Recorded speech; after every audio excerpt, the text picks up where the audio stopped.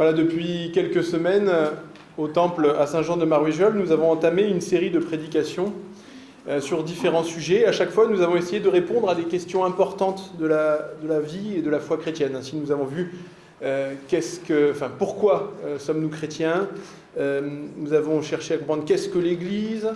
Nous avons abordé qu'est-ce que le pardon, qu'est-ce que la foi, et ainsi de suite.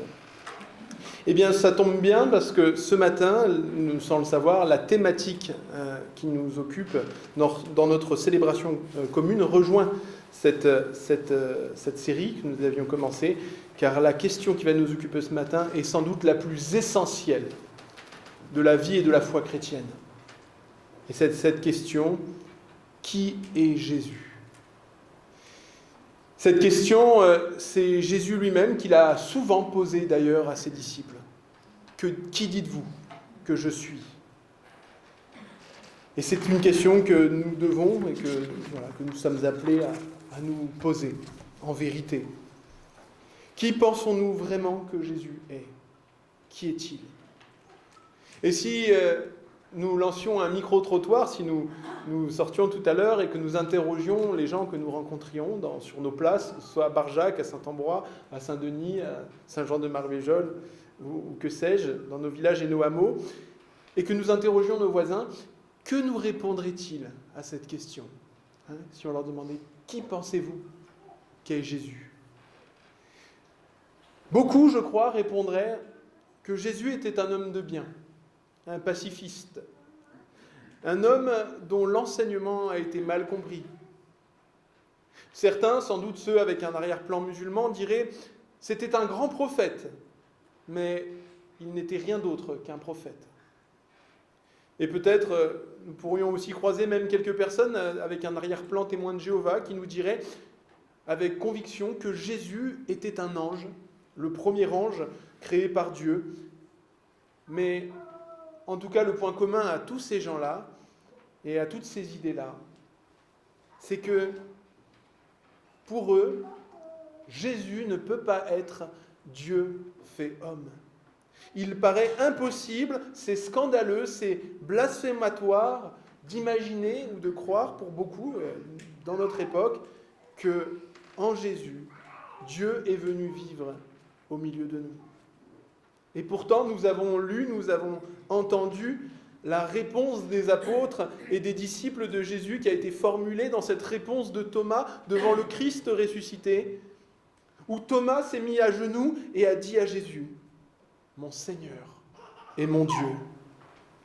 Et c'est ainsi d'ailleurs, de façon superbe, que l'évangile de Jean commence et se finit, puisque l'évangile de Jean commence avec cette affirmation extraordinaire qu'au commencement était la parole, que la parole était Dieu, qu'elle était auprès de Dieu, et que cette parole, elle a été faite chair et qu'elle a habité parmi nous, pleine de grâce et de vérité. Affirmant ainsi que Jésus, c'est vraiment Dieu fait homme. Les apôtres qui ont connu Jésus et avec eux les premiers chrétiens, puis ensuite, par la grâce de Dieu, toutes les églises chrétiennes qui en sont issues de cette première église, c'est-à-dire chrétiens catholiques, chrétiens protestants, chrétiens anglicans, évangéliques, orthodoxes, coptes, assyriens, éthiopiens, malgré toutes leurs nombreuses divergences et différences, sont unis, encore aujourd'hui, 1700 ans plus tard, d'une seule voix pour reconnaître l'identité divine de Jésus de Nazareth. Mais la question que nous devons nous poser, c'est « Avions-nous raison d'affirmer une telle chose, une chose aussi scandaleuse, aussi impensable du point de vue de la raison ?» En effet, ce serait tellement plus pratique, tellement plus évident, simple, d'imaginer un Dieu lointain qui reste là-haut dans ses hauteurs et qui ne vient pas nous embêter, nous déranger, en venant jusqu'au milieu de nous, à marcher. Mais le Seigneur a voulu que cette question ait un lien direct avec notre vie spirituelle, la vie intérieure de notre âme, et même, ultimement, même avec notre vie éternelle. Jésus a un jour mis en garde les pharisiens, parce que les pharisiens accusaient Jésus de blasphème, et ils disaient, toi qui es un homme, tu te fais Dieu, tu te prends pour Dieu. Mais Jésus leur a dit, je vous le dis, si vous ne croyez pas ce que je suis, vous mourrez avec vos péchés. Il y a un lien entre le fait de reconnaître qui est Jésus et l'efficacité ou la vie de notre foi. Alors, ce matin, peut-être en m'entendant, vous vous demandez, en disant, mais moi c'est une question difficile. Qui suis-je pour y répondre? À l'heure actuelle, j'ai des doutes. Peut-être c'est ce que vous pensez. Moi-même, j'en ai eu, je m'en souviens. J'étais alors, c'était il y a maintenant longtemps, j'étais jeune baptisé.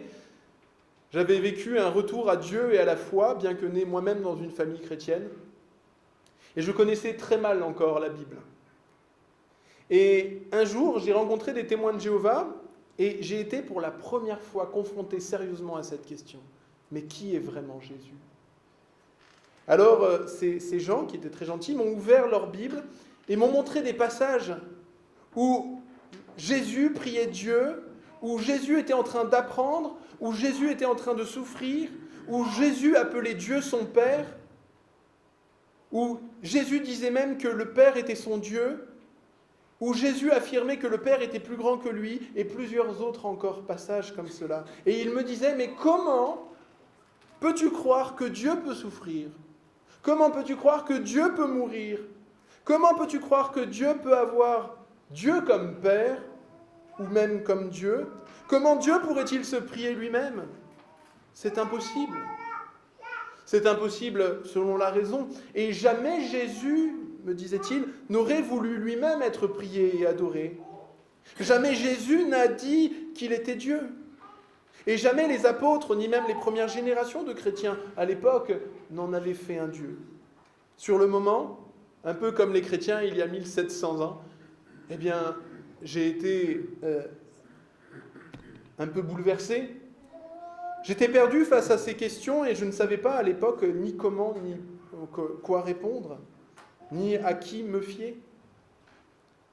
Mais par la lecture des Écritures, maintenant que ça fait quelques années maintenant que je l'ai lu assez assidûment, eh bien, les choses seraient très différentes. La vérité dans la Bible, pour les choses importantes, sont d'une clarté absolue. Il y a des choses que le Seigneur laisse un peu cachées, et il y a des choses qui sont révélées très rapidement. L'identité de Jésus est l'une de ces choses évidentes quand on les lit. Les preuves se comptent par centaines. Et un des points essentiels, c'est le fait de comprendre la raison pour laquelle Jésus est venu. Et pourquoi il fallait que Dieu se fasse homme. Et l'Écriture et les Évangiles racontent et expliquent cette raison. Il fallait qu'un jour, un homme, au moins un, puisse accomplir la mission que Dieu avait demandé à l'humanité de faire. Il fallait qu'un jour, un homme, dans son alliance avec Dieu, puisse vivre pleinement l'amour pour Dieu et le prochain. Et aucun homme, pas un seul, depuis Adam, n'arrivait à vivre cette vie-là. Alors, c'est dans cette qualité d'homme que Dieu est venu en s'incarnant pour être un vrai homme, et devenant notre frère, il a appris, il a obéi, il a prié, il a souffert, il est mort, il est ressuscité. Et rien de ce qu'il a vécu, dans cette mission, dans cette tâche qu'il a entrepris pour nous sauver, dans cette humanité qu'il a endossée pleinement, non pas comme une apparence seulement ou pour faire l'illusion, mais en devenant réellement, en tout point sauf le péché, notre frère, eh bien le Seigneur, Jésus, est resté qui il était.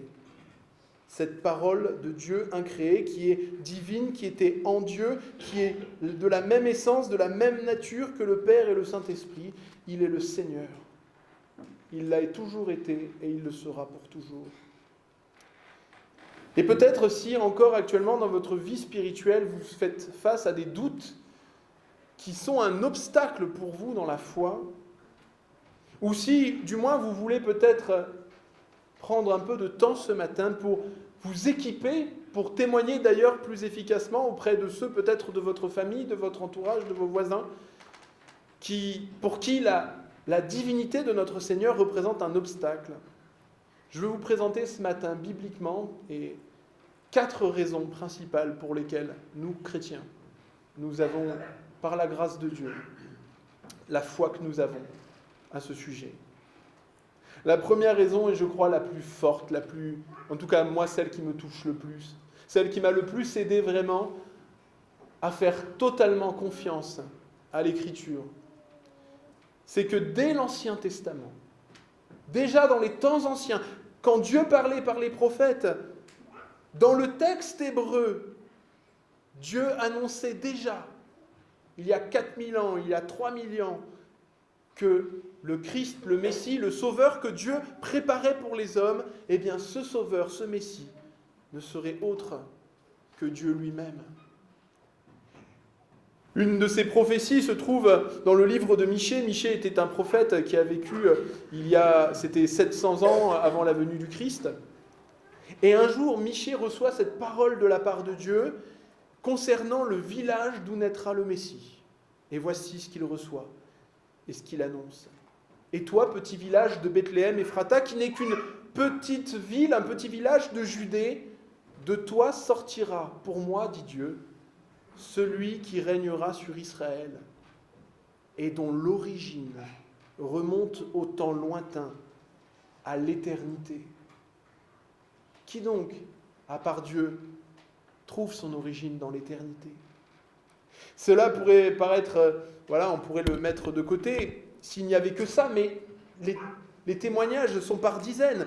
Ainsi, de la même manière, on le trouve dans le livre d'Ésaïe. Voici une jeune fille vierge tombera enceinte, mettra au monde un fils, on l'appellera Emmanuel, ce qui veut dire Dieu est avec nous.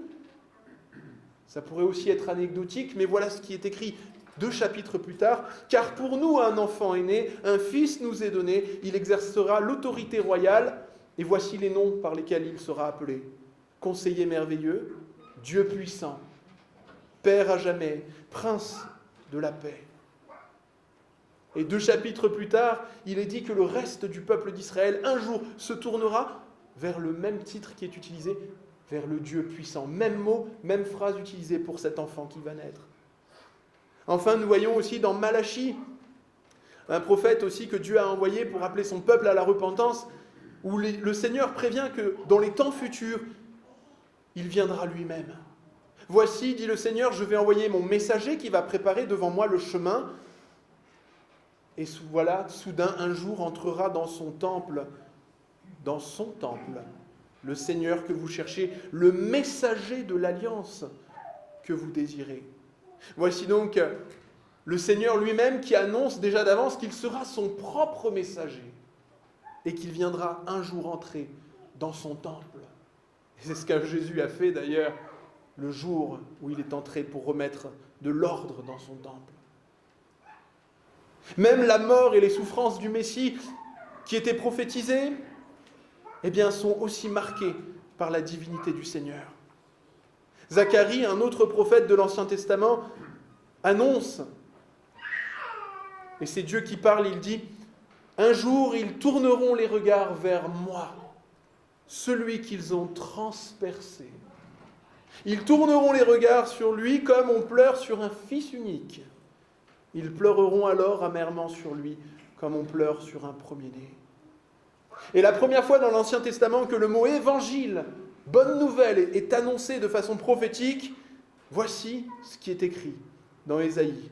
« Monte sur une haute montagne, fille de Jérusalem, pour publier la bonne nouvelle, l'évangile. Voici votre Dieu, il vient. Il va venir comme un berger. Il fera paître son troupeau, il prendra les petits agneaux dans ses bras et lui-même les portera contre son sein. Il sera un berger qui conduira les brebis qui allaitent. » Et quand le Seigneur, et c'est la deuxième raison, quand Jésus est venu, il a pris toutes ces prophéties et les a appliquées directement pour lui. Il a explicitement enseigné partout, dans tous les évangiles, que ce soit dans Matthieu, dans Luc, dans Marc ou dans Jean, qui il était vraiment. Jésus lui-même affirmait qu'il était le préexistant et il laissait comprendre à tous qu'il était non seulement bien plus qu'un prophète, mais aussi bien plus qu'un ange. Ainsi, il a affirmé, après avoir juste dit « Je vous le dis, si vous ne croyez pas ce que je suis, vous mourrez dans vos péchés », quelques temps plus tard, dans le même chapitre, il affirme « Vraiment, je vous le dis, avant qu'Abraham fût, moi je suis. » Remarquez que Jésus n'a pas dit « Avant qu'Abraham fût, j'étais », mais il a dit « Avant qu'Abraham fût, moi je suis ». Ce « je suis », dans la culture hébraïque, c'est le nom que Dieu s'est donné lorsque Moïse est venu rencontrer Dieu dans le buisson ardent, auprès du buisson ardent. Alors Dieu lui avait dit « Je suis celui qui suis. Je suis celui qui suis, celui qui est. » Jésus a affirmé encore son unité parfaite avec le Père et le Fils lorsque, après avoir dit « Je suis avec vous tous les jours jusqu'à la fin du monde », étant l'Emmanuel, Dieu avec nous, il affirme et dit « Vous, faites de toutes les nations des disciples et baptisez-les au nom unique du Père, du Fils et du Saint-Esprit. » Un seul nom pour le Père, le Fils et le Saint-Esprit. Et tout le reste des évangiles est de la même chose. Jésus s'est tout le temps présenté comme étant légitimement celui qui peut porter les titres uniques de Dieu. Il s'est présenté comme étant le bon berger, le chemin, la vérité, la vie, le Seigneur, le Sauveur. Alors que l'Ancien Testament disait « Dieu seul est le Sauveur ». Et Dieu disait « En dehors de moi, il n'y a pas d'autre Sauveur ». Jésus a prouvé aussi sa divinité par les miracles extraordinaires qu'il a fait, non pas comme Moïse en le demandant, mais Jésus a fait les miracles de sa propre autorité. Il a montré qu'il avait le pouvoir de pardonner les péchés, de maîtriser la nature, de chasser tous les démons. Et dans tous ces enseignements, quel contraste! Quel contraste entre, d'un côté, tous les prophètes qui sont venus avant lui, qui se sentaient toujours indignes, pécheurs, impurs, et Jésus. Tous les prophètes ont toujours cherché à tourner les regards non pas sur eux-mêmes, mais sur Dieu le Père. Mais Jésus disait aussi « Ayez foi en moi. Qui m'a vu a vu le Père. Croyez-moi car je suis doux et humble de cœur. Venez à moi, dit Jésus. Vous tous qui êtes chargés, et je vous donnerai le repos. » Jamais aucun prophète, nulle part, n'avait demandé qu'on ait foi en lui. Mais Jésus l'a fait, parce qu'il était tellement plus que cela. Dans tous les évangiles, il ressort que Jésus veut qu'on croie en lui, qu'on s'attache à lui, qu'on soit prêt s'il le faut à mourir pour lui, qu'on baptise en son nom, qu'on prie en son nom, qu'on l'honore comme on honore le Père. Il s'affirme plus ancien qu'Abraham, plus grand que Jonas, plus grand que David, plus grand que Salomon, plus grand que le sabbat, et même plus grand que le temple où se trouvait la présence de Dieu. La gloire de Dieu est sa gloire, les anges de Dieu sont ses anges, et l'Esprit de Dieu est son Esprit. Dans les paraboles et son enseignement, il est celui qui accomplit la loi. Il est celui que les prophètes ont désiré et attendu. Il est le propriétaire du champ qui est le monde. Il est l'héritier unique de la vigne qui est le royaume de Dieu. Il est l'époux qui attend de son Église. Il est le sauveur de l'humanité perdue. Il est le bon berger, la porte des brebis. Il est le médiateur unique entre Dieu et les hommes. Et même au jour du jugement, c'est lui qui sera le juge et qui rendra à chacun selon ses œuvres. Et ce qui déterminera le jugement des uns et des autres, c'est d'avoir reçu ou rejeté la parole de Jésus, de l'avoir aimé, ou d'avoir aimé et secouru le Seigneur dans la personne de ses disciples. Et si un jour, pour faire plaisir aux incroyants, nous cherchions à enlever des évangiles toutes les fois où les miracles, les discours ou les paraboles de Jésus impliquent sa seigneurie, sa divinité, ou le fait qu'il était pur de tout péché, il ne resterait pas un mot des évangiles. Rien. Il ne resterait pas une phrase, pas un enseignement, pas un miracle de celui qui a dit « Le ciel et la terre passeront, mais mes paroles, elles, ne passeront pas. » Et c'est pourquoi les apôtres ne se sont pas trompés. Et dans les écrits du reste du Nouveau Testament, de façon très claire, ils ont affirmé de la même manière l'identité de Jésus.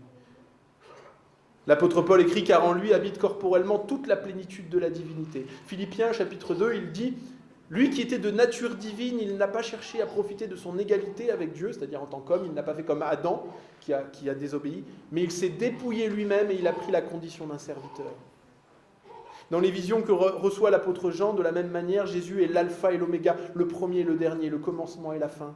Alors même que dans l'Ancien Testament, Dieu disait « Je suis le premier et le dernier, et en dehors de moi, il n'y a pas d'autre Dieu. »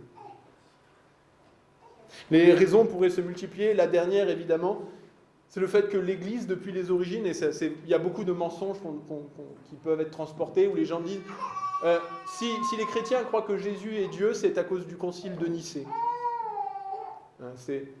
C'est absolument faux. Les chrétiens croyaient de façon claire, consciente, sans trouble, cette réalité dès les premiers temps apostoliques. Ainsi, on trouve, que ce soit chez Polycarpe de Smyrne, un des disciples directs de l'apôtre Jean, Ignace d'Antioche, qui a côtoyé Pierre et les premiers apôtres, Justin Martyr, qui a vécu juste dans la décennie après, et bien tous ses frères et sœurs, et bien d'autres encore, appellent continuellement dans leurs écrits Jésus, notre Sauveur et notre Dieu, comme nous l'avons dit ce matin. Même des textes très anciens qu'on retrouve parfois par hasard, affirment de façon naturelle cette même chose. Un écrit très touchant qui s'appelle l'Épître à Diognète, qui date du tout début du IIe siècle, donc ça veut dire vers 1100, donc on n'est que quelques années, on est peut-être 20 ans après la mort de l'apôtre Jean, dit « Ce n'est pas comme quelques-uns pourraient le croire un ministre du Très-Haut qui nous a été envoyé, un ange, un archange ou un des esprits qui veillent sur la conduite du monde ou qui préside au gouvernement des cieux. Non, celui qui est venu vers nous n'est autre que l'auteur, le créateur du monde. » Alors, il y a beaucoup de choses qui parfois nous séparent, mais ces choses sont fondamentalement tellement moindres que la personne de Jésus qui nous rassemble. Le Seigneur a voulu et a permis que malgré les erreurs, et parfois on ne sait pas très bien qui d'entre nous a raison ou tort sur des petites choses, et bien qu'au moins il y a une chose sur laquelle on ne s'est pas trompé, où nous sommes tous en accord, c'est que nous avons le même Jésus. Nous n'avons pas un Jésus inventé de notre imagination, mais nous avons le Jésus qui a été présenté par les apôtres qui l'ont côtoyé et qui ont vécu avec lui. Et c'est pour ça d'ailleurs, c'est ce qui fait la raison de notre unité d'ailleurs, et le fait qu'on peut avoir cette célébration comme nous l'avons. C'est pourquoi nos baptêmes sont le même baptême. C'est pourquoi notre Église est, je crois, du point de vue de Dieu, la même Église. C'est pourquoi nous reconnaissons que le Saint-Esprit œuvre au milieu de vous, comme vous reconnaissez que le Saint-Esprit œuvre au milieu de nous. Parce que nous savons que là où le vrai Jésus est annoncé, le vrai Saint-Esprit agit aussi. Et nous le savons, c'est tellement important cette question de l'identité de Jésus, que nous savons que cela touche au cœur même de l'Évangile.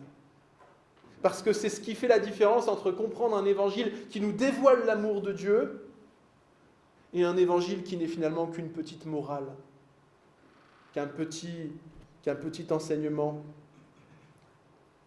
où ce serait une horreur, une absurdité barbare que Dieu ait envoyé un autre être finalement que lui, à un sacrifice pour racheter qui, pour racheter quoi. Non, il fallait, parce que Dieu est amour, que ce soit lui-même qui s'incarne pour vivre au milieu de nous. Il fallait que cette deuxième personne de l'être de Dieu, partageant son essence, vienne lui-même montrer la voie, souffrir pour nous, au milieu de nous et avec nous.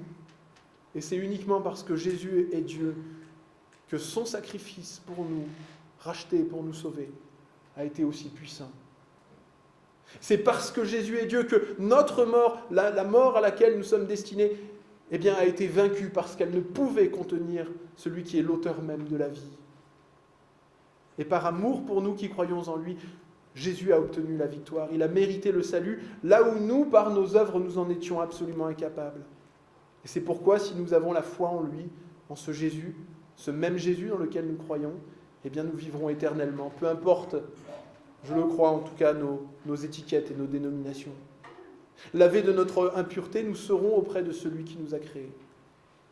Il est si proche qu'il ne peut pas être plus proche. C'est lui qui est près de nous, qui nous révèle parfaitement qui est Dieu et quel est son amour pour nous. Il est là, présent pour toute notre vie, comme il l'a promis. Et je vais vous inviter maintenant à la prière. Tu as voulu que ton Église ait un socle commun, et que ce socle commun ne soit rien d'autre que toi. Tu as voulu, Seigneur, te révéler parfaitement au monde, non pas en nous donnant seulement des paroles, mais en nous donnant, Seigneur, ta vie à contempler. Merci, Seigneur, de nous avoir révélé toute la grandeur, la hauteur, la largeur de ton amour immense pour nous, en Jésus de Nazareth, notre Seigneur, notre Sauveur et notre Dieu. Amen.